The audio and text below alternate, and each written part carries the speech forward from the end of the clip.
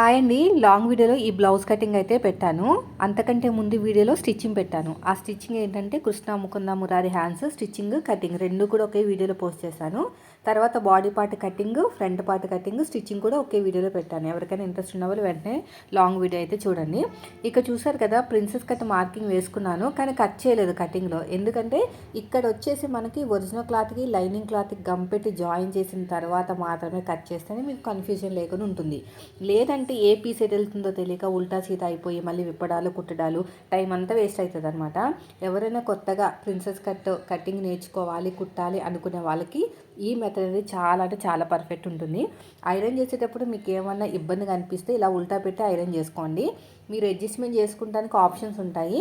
Bajaj electronic iron box తీసుకుంటే నేను అప్పుడే ఒక 3 years నుంచి యూస్ చేస్తున్నాను. అసలు ఎంత బాగుందంటే అడ్జస్ట్మెంట్ అనేది బాగా జరుగుతుంది అనమాట. అక్కడ కాటన్కి కాటను, లెనిన్కి లెనిన్ ఆప్షన్స్ అనేవి ఉంటాయి. ట్యాగ్ చేసే